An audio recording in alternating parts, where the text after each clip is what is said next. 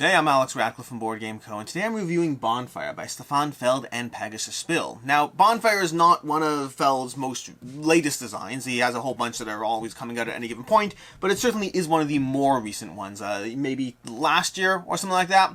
But either way, it falls very much into Stefan Feld's wheelhouse of being a very point-sality experience, where everything you do is going to get you points, and you're trying to be mindful of the pathways that will get you the most points in the most efficient way as you try to figure out what to do, how to do it, all of that. Now, I'm going to try to condense everything into 3 to 4 minutes of general overview of the game. This will not be a full rules anything, but hopefully I can distill the core aspects of what's going on, and everything will, appropriately enough, revolve around those bonfires. That's what you're doing over here. You're going to be crafting bonfires. There's a whole thematic thing going on here. I don't know anything about what's going on there.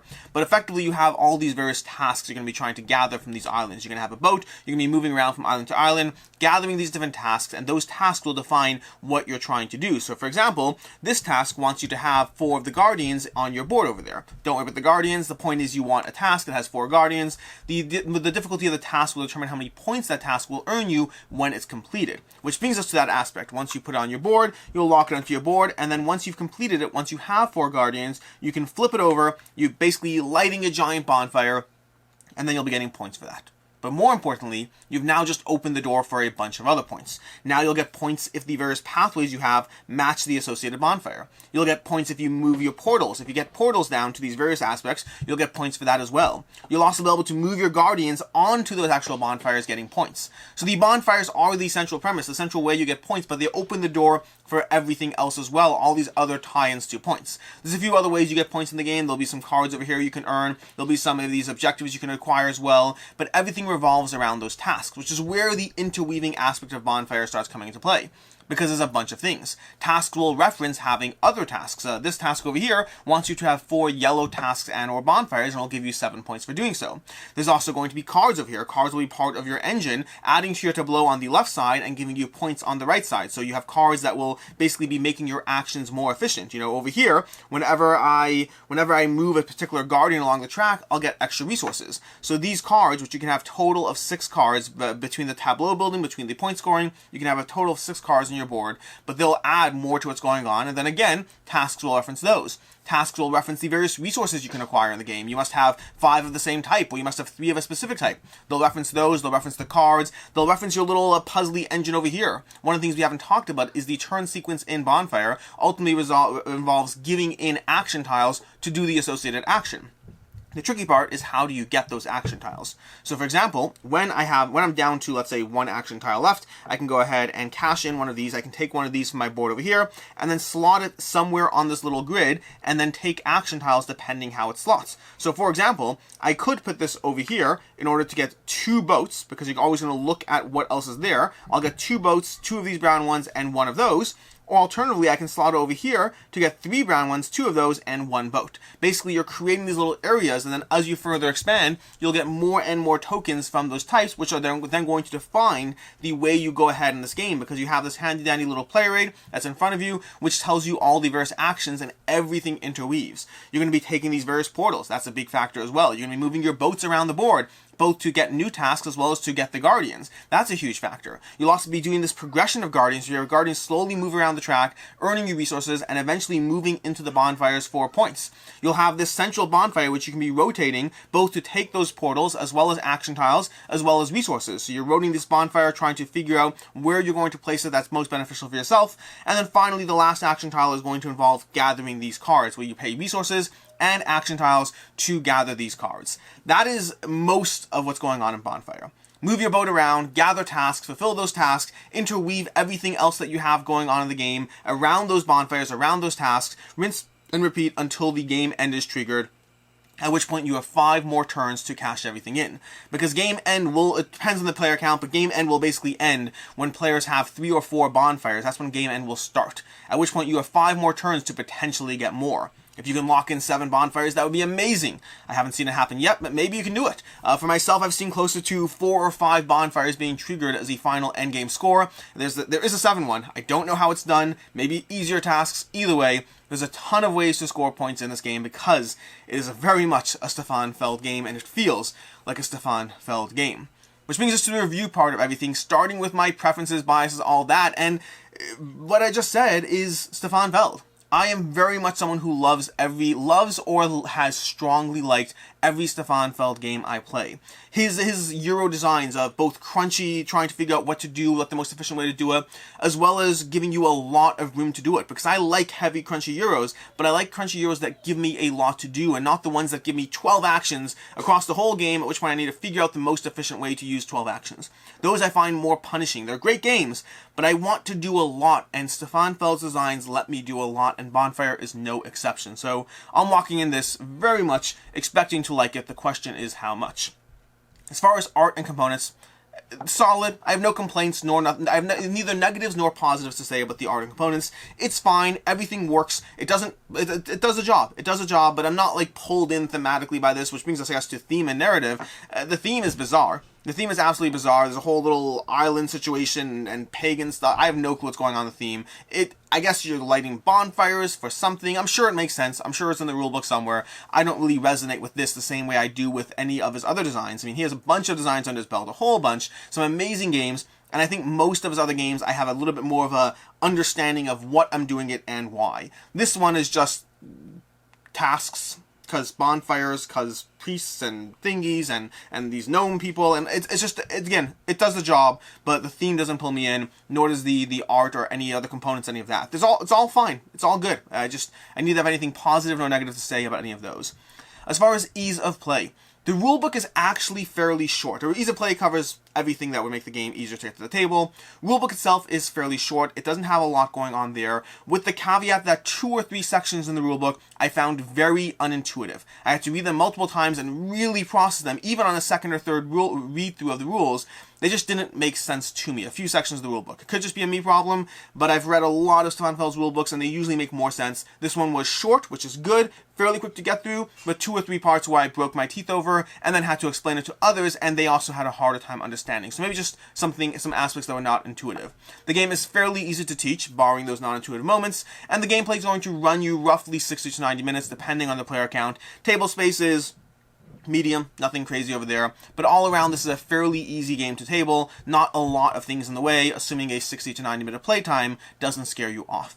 As far as player count, this is a 1 to 4 player game. I've only played this at 2 and 3 players, so I haven't played the 1 player at all. I can't comment on that. And as far as 4 just seems like it would be a slower version of a 3 player game. Both the 2 to 3 player game were excellent. I think my personal preference is going to be at 2, versus it's worth noting that Board Game Geek currently has 3 players rated more highly as far as what, general public opinion. For myself, I found the extra level of interaction, the extra level of what people are going to take or how they're going to get in your way wasn't necessarily inherently worth the extra 25-30 minutes of playtime. I'm happy to play this at 3, don't get me wrong, but I think 2 players was an excellent experience that I preferred there. 3 was great. 4 I'd be willing to play, but like many Feld designs, I usually find that 3 and 2 are the best player counts, and 4 starts to add more game time with less benefit from that additional interaction. But again, I have not played this at 4, just from going at a 3-player game, I imagine 4 would be my least favorite count from those player counts. As far as general interaction, which I try to talk about in this section,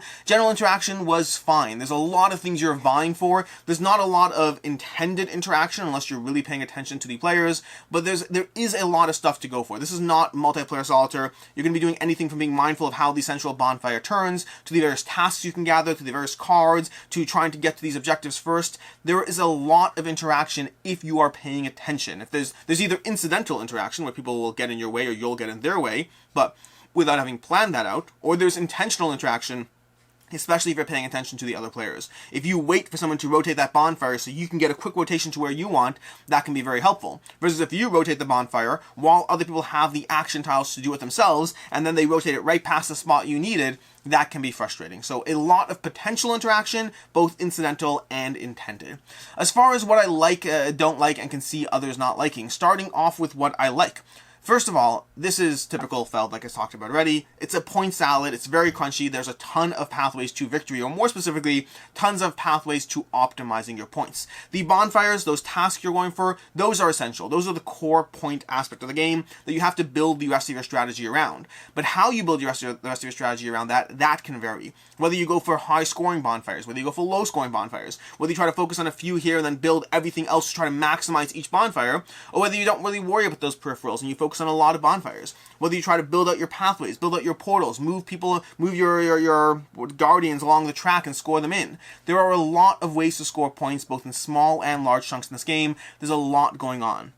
And the variability of the tasks. This board over here, you'll start with the tasks. There's a bag full of tons of tasks, different ways to try to get points in the game, giving you a lot of different things you can go through. Every single game, both based on the tasks on the board, where those tasks are, how they interweave with everything else, will give you different ways to approach this game every single time you play. And there's a lot of tableau building. I love tableau building in all games, and this one does have it. To begin with, you're going to have these cards, which will improve your actions. As you gather these cards, again, you can have maximum 6, but 6 is plenty. Honestly, by the time you have 3 or 4, you'll be starting to focus and hone in on those actions, trying to maximize them as much as possible. And so that's going to give you a big aspect of the tableau building. Then you have your guardians, which will be moving along this pathway. Resources early game will feel scarce. But as you build up your guardian procession and you start moving them along the track, that will earn you a lot of resources if you cash in on it properly. If you build out your path, if you start moving them one at a time, if you get those multiple resources, there's a lot of options on the table there. And then there's your central board. Your central board, which the first time you place out a tile, you'll get 2 or 3 tiles, 2 or 3 action tiles.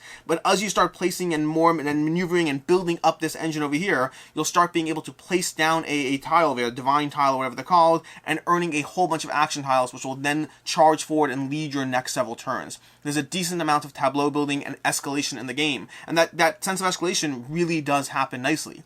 Early game, you'll be sitting there looking and thinking, 5 extra turns, once a game end is triggered, I get 5 turns. That's not nearly enough to do what I want, but it will be enough to get a chunk of extra things once you hit that endgame. Because by the time you hit that endgame, everything else is working for you. Rather than trying to spend 2 or 3 turns to get 2 or 3 resources, you'll get a single turn, get a ton of resources from your guardian progression, then you'll do another move, slot your guardians into the bonfires, then you'll get a bonus over here, which will let you take another bonus, moving that over there. There's a lot of escalation as the game progresses, letting you do more and more every single turn. And this player board mini puzzle, which I talked about in the tableau building, but this is a lot of fun because it's not just a question of trying to get as many action tiles as possible. It's also a question of setting yourself up for the pathways you're trying to go down. There's a ton of different ways you can progress things. You can try to constantly be turning the central bonfire. You can be trying to gather as many cards as possible. You can have the most island maneuverability. But that will depend on the action tiles you get, because you can get the occasional wild tile, and yes, you can trade in 2 tiles to do anything you want. That's true for resources and tiles, but really trying to build out your player board in a way that gives you the flexibility, this little mini puzzle is a huge part of the game that is a ton of fun to go through. And then the tension of giving up on your action tiles, of trying to figure out when you cash in, when you maximize, because you're trying to build out the options in front of you, and then you're left with the decision of, I can double down on this central bonfire because I'm very good at that, or I can sit there and give up a bunch of action tiles to take something else, but it might be the right move. So that this entire puzzle is a huge part of the game that I really appreciate. And then finally, that endgame timer, giving us not just a, hey, endgame and finish the round and go to next, giving you 5 turns to sit there and say, well, things just came to a head now, and I have 5 turns to min-max my way to victory. Again, a solid puzzle, lets me do a lot more, lets me get enough stuff done in Bonfire that I enjoy and appreciate the game rather than feeling restricted by it.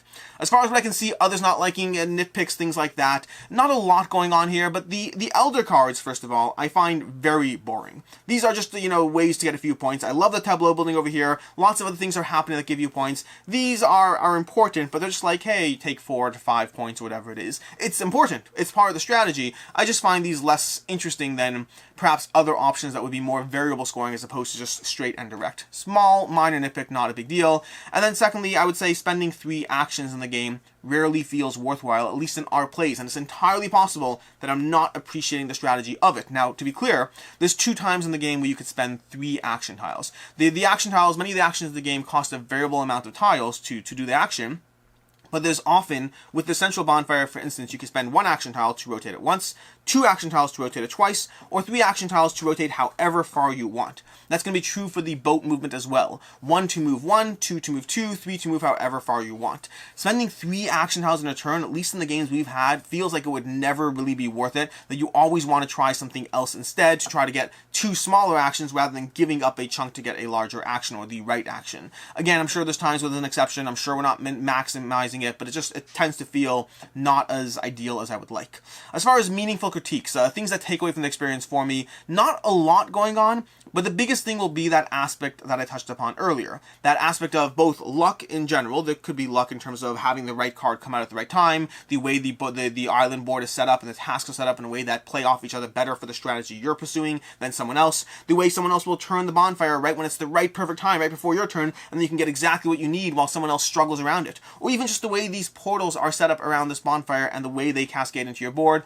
Small amounts of luck there. But what I would say the biggest thing that can be frustrating is there's a lot of incidental player interaction. That can feel far more frustrating than anything else. The idea that you're not even thinking of how to get in my way, but you're just going to get in my way. You're just going to do something that stops me from doing what I'm doing, and it's not because you planned it, it's just because enough stuff is moving on this board, and enough stuff depends on me getting the right move at the right time, that incidental player interaction can be frustrating. The reason I say specifically incidental is when it's planned, it doesn't feel as bad. When you're sitting there and saying, well then, you're doing this, I'm going to get in your way and stop you, that feels like the strategy of the game. That feels cutthroat and it works. But the idea that you are just going to coincidentally happen to block me without even realizing it, that starts to feel a little more like luck as opposed to strategy, and that would be the biggest aspect. Again, that's mitigated by having players who know the game well and are intentionally blocking rather than doing so incidentally, but that's the biggest real critique I have over there.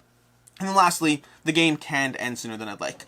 Not really sooner than I'd like in the sense that it's still a 90-minute game or 60 to 90-minute game where you get a lot done. And you have that 5-round timer, which is great. At the same time, it's a game where you feel like you should be doing, 6 of your bonfires, 5 or 6 of your bonfires. And the games can range, but you can be doing anywhere between 3 to 6. I guess you can do 7. I haven't seen it happen yet. But it feels like I always want to get a little more done. That might be something that improves the more I play the game and the better I get at it. For right now, I want to get a drop more done. Not enough that I'm really going to complain about it, but enough that I'll mention it. Which brings us to final thoughts and score. I've really been enjoying Bonfire, but that's not really a surprise to me. It's rare that I've played a Stefan Feld game that I haven't enjoyed. The question for me is always how much do I enjoy it and in comparison to what. I like a lot of his games, from Rialto to Oracle of Delphi to Castle of Burgundy, Bora Bora, Trajan. Almost every single game I've played from Stefan Feld I have liked. The question is always where, how much do I keep it, do I not, is it amazing, or is it just very, very good?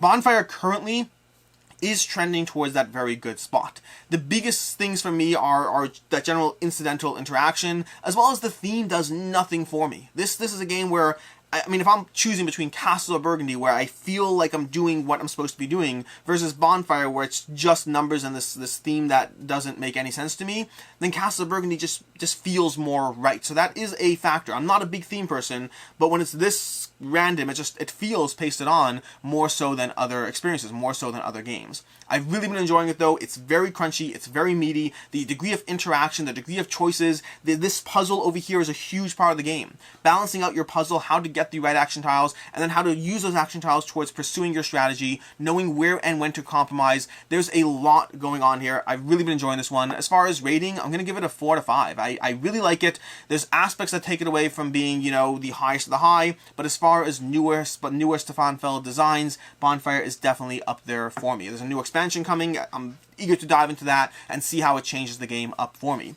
If you like this, or if you want other games similar to it, this one really did remind me very much of Bora Bora, another Stefan Feld design. I don't know, maybe it's just a tribal island aspect of it, but it felt most similar to Bora Bora, so I would say if you like either of these, or if you like this, you should try that, and if you like that, you should try this. And then, of course, I'll always recommend Castle of Burgundy, which to this day is still my favorite design from Stefan Feld.